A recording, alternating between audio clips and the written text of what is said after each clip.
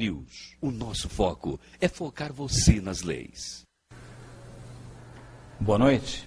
Hoje, 23 de maio de 2012, estamos aqui pela Just TV com mais um Jurídico News. O tema do Jurídico News dessa noite é confiabilidade da urna eletrônica. Com vocês, o nosso radar jurídico. Denúncias de fraudes em urnas eletrônicas aparecem por todo o país. Em Guarulhos, na Grande São Paulo, um candidato a vereador nas últimas eleições reuniu 2,5 kg de documentos sobre a manipulação dessas máquinas. Especialistas dizem que o sistema eleitoral brasileiro não é seguro. Não importa quem vota em quem, se a maneira de contar os votos não é confiável. Guarulhos, na Grande São Paulo, é o segundo maior colégio eleitoral do estado. Aqui as pessoas também desconfiam das urnas eletrônicas. Quando coloquei o meu candidato, apareceu outro. Candidato a vereador na última eleição, Antônio pediu a anulação do resultado. Várias cidades do Brasil, onde os candidatos estão reclamando, eles estão sendo taxados de candidatos derrotados. Derrotado é o eleitor, que pensa que elegeu um candidato, quando na verdade ele está elegendo outro. Derrotado é a democracia. O contador decidiu mergulhar em documentos do próprio Tribunal Eleitoral e cruzar informações em 2004, quando ele também disputou as eleições municipais. Em 1 ano e 6 meses, reuniu 2,5 kg de denúncias. O equipamento é programado por cartões de memória chamados flashcards. Cada um abastece 100 máquinas, uma de cada vez. No caso de Guarulhos, no mesmo horário, foram programadas 3 urnas ao mesmo tempo, o que caracteriza a clonagem. Outro fato que chamou a atenção: 79.927 pessoas não votaram na cidade naquela eleição. 79.927 somaram brancos e nulos. 79.927 foi o número de eleitores que justificaram o voto em Guarulhos. A gente poderia concluir que essa probabilidade é impossível, ela é infinita, e o mais seguro nesse caso é que alguma coisa de errado aconteceu na definição desses 3 números iguais. A Justiça considerou as provas insuficientes. Especialista em direito eleitoral, esse advogado foi entrevistado por nossa equipe de reportagem sobre o caso 4 anos atrás. Não acreditava na possibilidade de fraude. Me desculpe da colocação que eu fiz há 4 anos atrás, porque hoje a minha impressão é muito diferente. Nesta última eleição, eu acompanhei muitas situações, muitos casos que me fizeram desconfiar fortemente de fraudes praticadas no procedimento relativo à justiça eleitoral e fraudes praticadas dentro da máquina eletrônica, alterando a votação recebida. O Jornal da Band mostrou a revolta dos moradores de Caxias, interior do Maranhão. Eles programam ela aí do jeito que eles querem. Em todo o país existem suspeitas. Se em todas as cidades praticamente eleitores reclamaram que não estava aparecendo a foto certa, alguma verificação deveria ter sido feita, alguma análise, testes, e isso a Justiça Eleitoral não tolera e não aceita. Em Itajaí, Santa Catarina, outro relatório levanta indícios de fraude. Em Nova Esperança, no Paraná, técnicos também registraram as suspeitas. E em Bragança Paulista, no interior de São Paulo, a desconfiança virou documento. 32 cidades do sul de Minas organizam um movimento que pede a transparência do voto eletrônico. O voto deveria ser impresso, é a opinião de boa parte dos especialistas. 2 contagens seriam possíveis, a do computador e a do papel. Hoje, no Brasil, não há como saber o resultado da apuração de cada urna. Se você for pedir uma recontagem numa urna eletrônica, qualquer urna que for, ela vai te dar só a totalização. Outra crítica é o acúmulo de poderes do sistema eleitoral brasileiro, que compra, programa e distribui as urnas eletrônicas, verifica todas as etapas do processo, é responsável por definir as regras da fiscalização e também por se fiscalizar. Não pode ser a fiscalização regulamentada pelo fiscalizado. É eles que nos dizem, eu sou fiscal de partido, eles que nos dizem o que eu posso fiscalizar. Eu não posso, eu falo, eu quero ver isso, eles dizem, não, isso não pode, isso não está na lei. Eles que escrevem a lei. Estou me lembrando do tempo da monarquia, onde se concentrava no monarca o poder judiciário, o legislativo e o executivo. E em relação a essa questão, eu sempre me perguntei como eleitor, por que um paísinho de terceiro mundo como o nosso tem uma suposta tecnologia tão fabulosa na parte eleitoral e os países de primeiro mundo, os países europeus e até os Estados Unidos, têm tanta dificuldade para encontrar o resultado, levam dias, às vezes semanas, até meses para encontrar o resultado de uma apuração eleitoral. Por que não usam o nosso sistema? Para falar a esse respeito, nós convidamos aqui, temos o prazer de receber em nossos estúdios, o engenheiro Amilcar Brunazzo Filho, que é moderador, inclusive, do Fórum Voto Seguro. Boa noite, engenheiro Amilcar, é um prazer tê-lo aqui. Muito obrigado por aceitar o nosso convite. Eu gostaria que, se você pudesse explicar para os nossos internautas, o que acontece com o nosso processo eleitoral, que é tido como assim uma tecnologia fantástica de primeiro mundo, que no mesmo dia ou no dia seguinte a gente já tem o resultado de uma eleição nacional, e os países de primeiro mundo, os países europeus, os Estados Unidos, não usam o nosso processo eleitoral. Por quê, hein? Boa noite, internautas da Just TV. O que acontece é que tem muita propaganda sobre o sistema brasileiro para os brasileiros, dizendo que nós somos os países mais avançados em questão de voto eletrônico, que o sistema é muito confiável, mas tudo isso é propaganda interna só. Fora do Brasil, o que está acontecendo é tudo muito diferente. Urnas eletrônicas são usadas em vários países. Aqui na América Latina tem Argentina, México, Venezuela e Peru usando o voto eletrônico.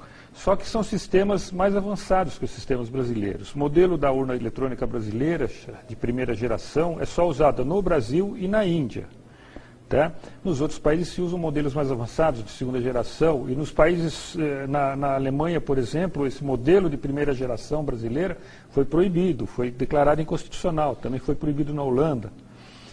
Não é porque eles não sabem usar, já se usaram urnas. A Holanda começou a usar urna eletrônica de primeira geração antes do Brasil, em 92. 4 anos antes do Brasil, a Holanda já usava. Só que lá foi declarado proibido esse modelo de urna. Eles passam para essa urna de segunda geração que tem o voto impresso, que permite a auditoria do resultado, e não só a auditoria do software, como acontece no caso do brasileiro. Eu vou até colocar aqui uma pergunta que eu já estou recebendo do internauta, que é bem adequada. O José Luiz de Corumbá, de Mato Grosso do Sul, ele pergunta: por que a urna eletrônica não dá para o eleitor um comprovante igual ao extrato bancário?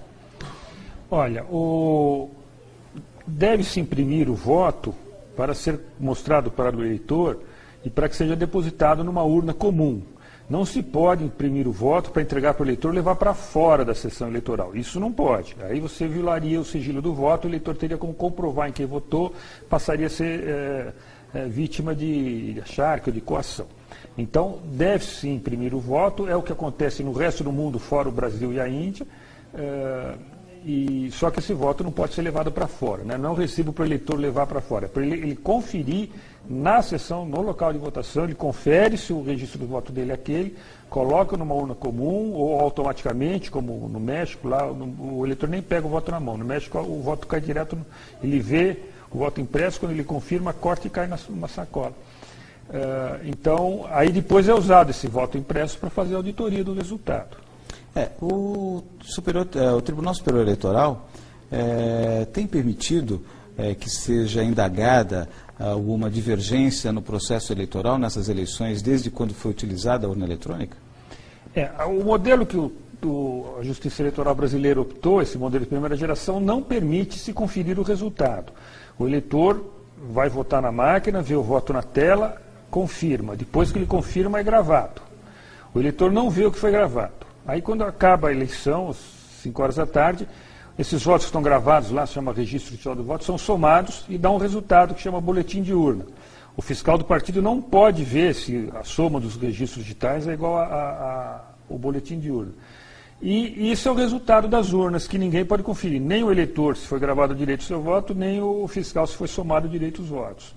E o TSE simplesmente não admite, quer dizer, ele não permite, não há como fazer recontagem. E ele não aceita nenhuma proposta nesse sentido, ele sempre resiste. Ele diz que há transparência quanto à produção do software, mas ele não permite transparência para o eleitor. O eleitor não pode ver para quem foi gravado o seu voto. Tem um acórdão do Tribunal Superior Eleitoral, salvo engano, sobre um candidato que pediu a recontagem de votos e foi arbitrada uma perícia. Você tem conhecimento disso? Sim, é o caso que para mim é o caso mais emblemático do problema que é o processo eleitoral brasileiro totalmente dependente do software, ou seja, que não permite recontagem. Esse acordo que está aparecendo aí é do caso de Alagoas de 2006, com eleição para governadores, o candidato não estava satisfeito com o resultado das urnas, pediu para fazer uma análise dos arquivos que a urna produz. A urna eletrônica produz vários arquivos digitais que os partidos têm direito a ter acesso. São arquivos de log, de registro digital do voto e do boletim de urna. Analisando esses arquivos, ele detectou mau funcionamento das urnas. As urnas, 1/3 das urnas, não eram todas, era 1/3, tinham informações incoerentes nesses arquivos. E, então ele solicitou uma auditoria. Quer dizer, contestou o resultado, né, pediu para suspender o resultado, para que fosse feita uma auditoria nos equipamentos para ver o que era esse mau funcionamento, que estava constatado nos documentos que eles obtiveram. E foi cobrado, bom, o processo demorou, né, 2, 3 anos para ser julgado, isso aí julgado é 2 anos depois de entrar do processo, julgamento ainda no TRE. Eles cobraram 2 milhões para o candidato para que pagasse os peritos que iam fazer a auditoria, e o candidato disse que não queria pagar esses 2 milhões, não é qualquer candidato que tem 2 milhões depois da eleição para gastar, né? E pediu para que a própria Justiça Eleitoral bancasse, já que seria de interesse dela demonstrar a lisura do processo. A Justiça Eleitoral não aceitou pagar a auditoria e condenou o candidato por litigância de má-fé, por ele ter pedido uma perícia e não ter pago por ela. E depois isso foi para o Tribunal Superior Eleitoral, a sentença foi mantida, o candidato foi condenado por litigância de má-fé, apesar de ter apresentado as provas de mau funcionamento da urna. Provas materiais mesmo. Nós temos um vídeo também, a produção levantou, é o radar jurídico número, aliás, em relação ao questionamento sobre a confiabilidade da urna eletrônica, e o Tribunal Superior Eleitoral parece que condenou quem foi questionar sobre a confiabilidade das urnas eletrônicas. Veja bem, o próprio advogado, hein? Por gentileza, produção. Ricardo Lewandowski. Presidente, eu vou pedir vênia divergência e manter a sanção de litigância de má-fé.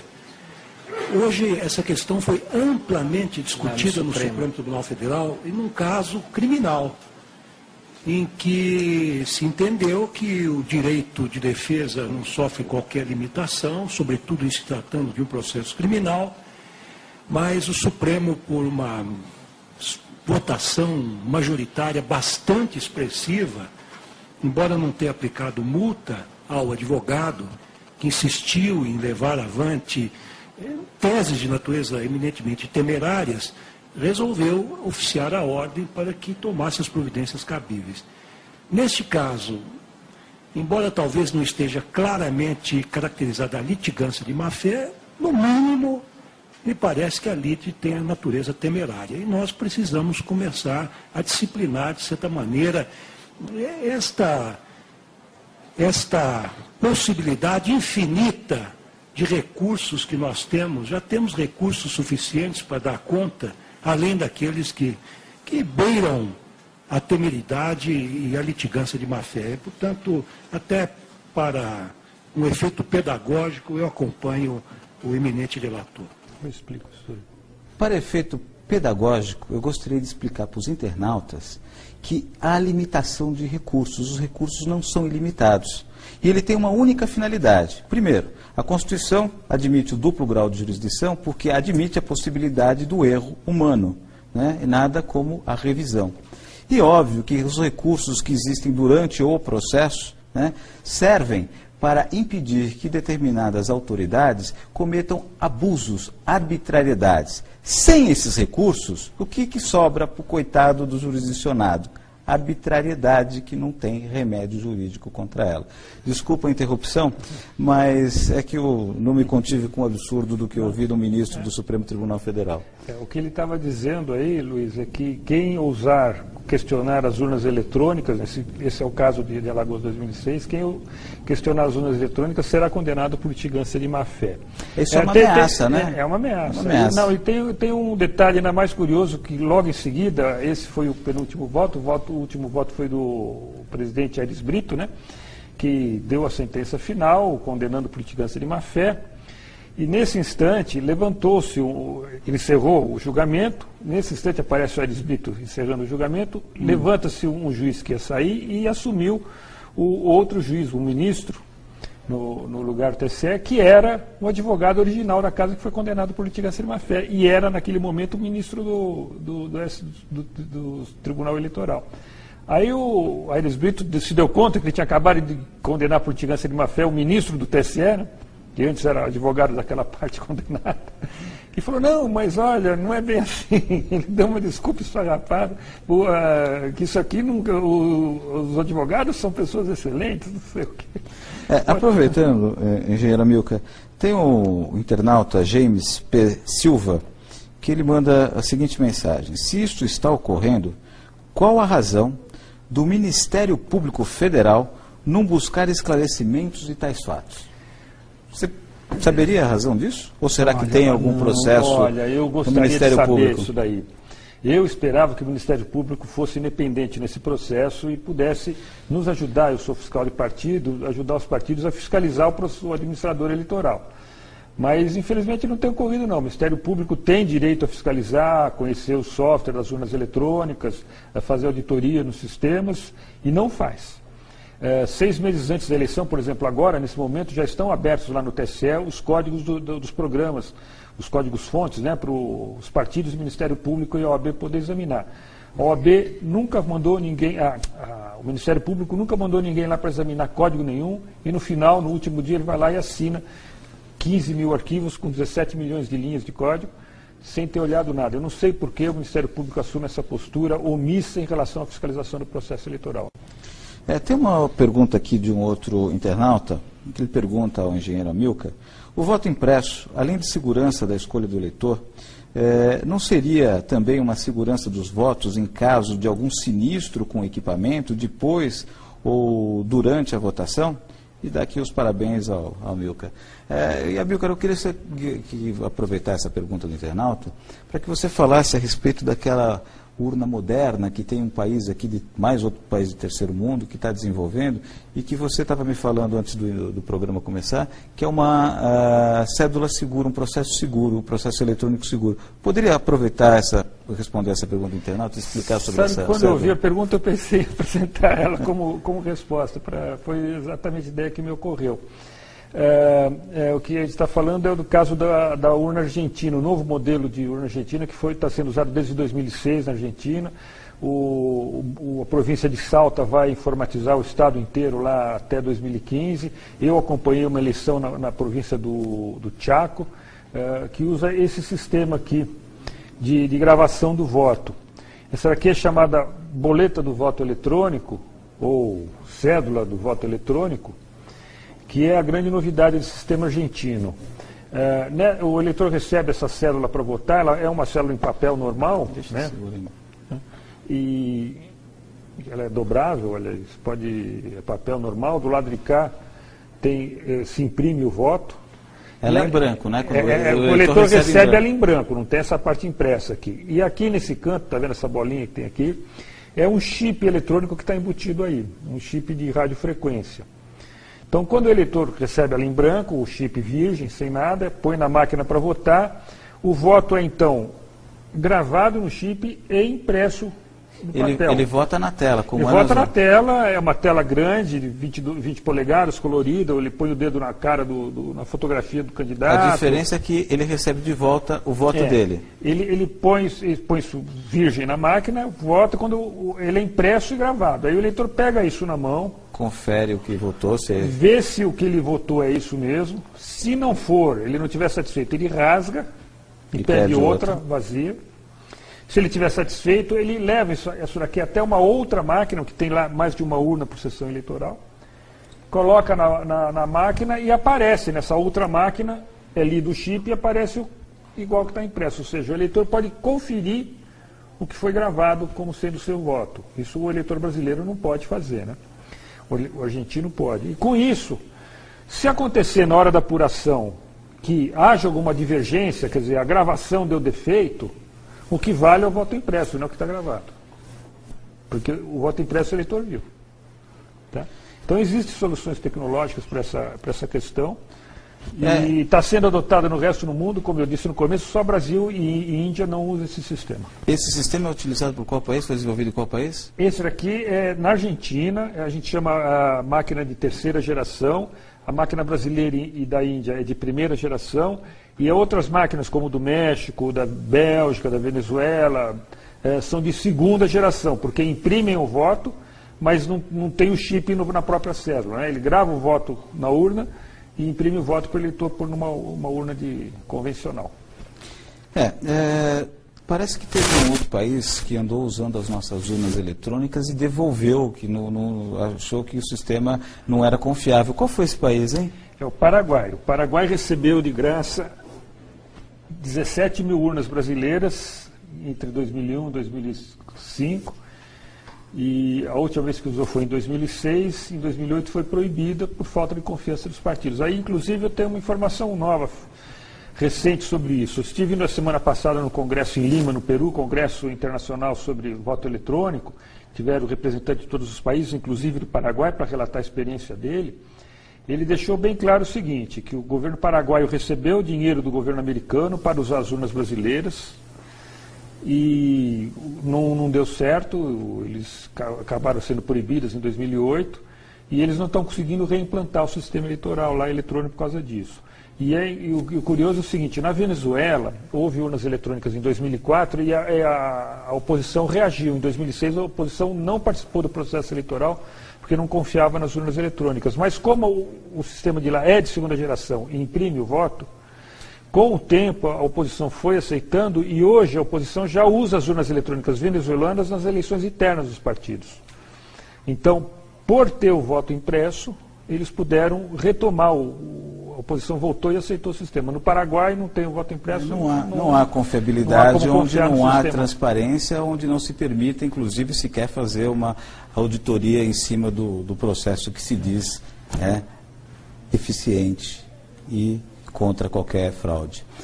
Eu gostaria de chamar um pequeno comercial e voltamos daqui a pouco para falar com uma outra pessoa que participou do processo eleitoral e foi testemunha, inclusive, de uma série de outros candidatos reclamando de fraudes nas urnas brasileiras. Até já. Voltamos a apresentar o programa Jurídico News. Voltamos no segundo bloco, estamos aqui com o engenheiro Amilcar, falando sobre a confiabilidade das urnas eletrônicas. E nós trouxemos aqui uma testemunha que vivenciou essa questão de fraude nas eleições, que não só dela própria, né, como ouviu de outros candidatos na época sobre problemas das urnas eletrônicas brasileiras. Ana Prudente, pode, por favor, passar para os nossos internautas um pouco da sua experiência? Boa noite a todos. Bom, eu fui candidata em 2006 e acabou assim, depois das eleições, muitos candidatos não estavam felizes, não encontravam seus votos, principalmente do interior de São Paulo. E eu acabei conhecendo muita gente, sabe, e nós nos juntamos e acabamos até, inclusive, chamando o Amilcar. E o Amilcar teve que chegar lá para dar explicação para a gente, olha, vocês não encontraram seus votos, mas é o seguinte, não tem como fazer, não tem solução, não tem onde procurar, não tem nada. Então, infelizmente, nós ficamos sem respostas também, né? Esse grupo tem uma comunidade na internet? Não, olha, em 2006 eu já tinha desconfianças. Depois de 2006, aí eu realmente cheguei à conclusão de que as fraudes acontecem, né? Se o próprio candidato não encontrar o seu voto na sua sessão, é difícil, né? Mas aconteceu em vários lugares. Então, eu acabei criando uma comunidade no Facebook. O nosso grupo se chama Quero Meu Voto Impresso. É só digitar lá e pedir a entrada, que será bem aceito. Vem com a gente, porque nós precisamos crescer e nós precisamos exigir os nossos direitos junto ao TSE. A gente está esperando vocês lá. Muito obrigada. Muito obrigado, Ana Prudente. Nós estamos aqui recebendo uma série de e-mails e estamos chegando ao final do programa. Uma delas eu gostaria aqui até de citar, é a Ângela Bareia. Ela faz a seguinte pergunta: podemos empreender uma ação popular nos moldes da ficha limpa, exigindo do Superior Tribunal Eleitoral os votos impressos para a conferência das urnas? Só a população poderá cobrar a mudança nas leis? Correto? Eu vou responder essa pergunta, Ana Bareia. Não só esse movimento popular, mas a ação popular propriamente dito. Consulte um advogado numa das ONGs onde você tem próximas aí para se fazer uma ação popular contra esse tipo de atitude do Tribunal Superior Eleitoral, que fere a moralidade pública, e isso é legitimidade para se ingressar com uma ação popular. Basta você ter seu título de eleitor e ter condições de votar. Se está em dia com o Tribunal Eleitoral, você tem legitimidade para propor essa ação popular por falta da moralidade pública. Mas eu gostaria de passar agora aqui ao Amilcar as suas considerações finais a respeito dessas questões da confiabilidade das urnas eletrônicas, e depois voltarei para dar mais algumas dicas para os internautas. Bom, o que eu gostaria de dizer é o seguinte: como logo apareceu no começo do programa, há esse problema do acúmulo de poderes na justiça eleitoral brasileira. Desse acúmulo de poderes, onde há acúmulo de poderes, é inevitável, há autoritarismo, há abuso de poder. Essa pergunta, por exemplo, sobre se é necessário um movimento para conseguir aprovar uma lei do voto impresso, acho que seria só assim, porque as leis que nós conseguimos aprovar ou tentamos aprovar no Congresso via normal, sem a pressão popular, ou a Justiça Eleitoral derruba. Ela vai lá, atualmente existe uma DIN derrubando a lei. A lei foi aprovada, os juízes do TSE suspenderam a lei no Supremo. Então, a luta popular tem que ser nesse sentido mesmo, talvez se juntando no grupo da Ana e participando disso tudo. Boa noite a todos. Amilcar, eu gostaria de agradecer pela sua gentil presença aqui nos nossos estúdios, também agradecer a Ana Prudente, né? Gostaria de me desculpar com os internautas cujas perguntas não puderam ser colocadas aqui no ar e pedir para que se dirijam a esse grupo da Ana Prudente e do Amilcar na comunidade da internet. E gostaria de deixar vocês com alguns vídeos para vocês consultarem no YouTube, por exemplo. Se vocês fizerem uma pesquisa sobre urna eletrônica, estudo da Princeton University, vocês vão encontrar um estudo que foi feito com uma urna eletrônica que é com o mesmo princípio da brasileira, não é isso? É fabricado pelo mesmo fabricante e tem a mesma estrutura lógica, ou seja, o ataque que fizeram lá em Princeton serve também nas urnas brasileiras, dá o mesmo efeito, que é o mesmo fabricante, a mesma defesa do sistema. Os internautas vão ficar assustados com as conclusões desse estudo, e está legendado, não é difícil de acompanhar, é fácil de encontrar ele no YouTube. E eu gostaria de deixar vocês aqui com mais um vídeo de um deputado, o deputado do PDT, o Fernando Quirella, que falou da tribuna da Câmara dos Deputados a respeito das fraudes nas urnas eletrônicas. E até a próxima quarta-feira com mais um Jurídico News. Boa noite a todos os internautas. Obrigado.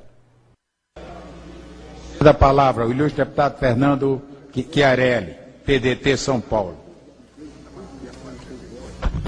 Senhor presidente, povo do Brasil que nos escuta desde lá da Rondônia, desde lá da Roraima, no Acre, até o Pernambuco, até o Rio Grande do Sul, nas fronteiras. Eleitor brasileiro, povo do Brasil, eu denuncio aqui que o sistema eleitoral brasileiro é uma fraude. Eu denuncio aqui que o sistema eleitoral brasileiro é uma mentira. Eu denuncio aqui que o sistema eleitoral brasileiro, via urna eletrônica, é uma trampa e que não existem eleitores, milhões de eleitores no Brasil, e sim milhões de palhaços que vão colocar o voto sabe-se lá onde, porque sabe-se lá para onde vai o voto. Eu denuncio que os programas já estão preparados para criar quem vai ganhar e quem vai perder a eleição. E no decorrer do meu mandato, eu vou provar dia a dia nesta tribuna. O sistema eleitoral brasileiro é uma farsa e é uma mentira. Não existe em lugar nenhum do mundo. O Paraguai devolveu as urnas. Na Alemanha é inconstitucional. Em Portugal fazem piadas. E nos Estados Unidos, inadmissível. Esclareço ao povo brasileiro que eu não sou o primeiro que denuncia que a urna eletrônica é uma farsa para eleger quem eles querem eleger. O John Herman falou, morreu. O Enéas falou, morreu. O Clodovil falou, morreu. Povo do Brasil, eu ainda estou vivo. Mas os senhores estão convidados, que já estou recebendo ameaça de tudo quanto é lado, se trouxer as provas das fraudes. Vou trazer. E o promotor público em Ribeirão Preto, doutor Cirilo, é testemunha de que o sistema eleitoral brasileiro é uma fraude. Hoje, as lideranças, padre, hoje, a liderança, meus amigos do Nordeste aqui presentes, não nascem mais nas lutas, nas brigas, nas ruas, nas disputas, e sim são Esse aqui é o grande. Tudo está combinado. Quem vai ganhar e quem vai perder. Para terminar, não. Muito obrigado a Vossa Excelência. Não, para terminar, por favor.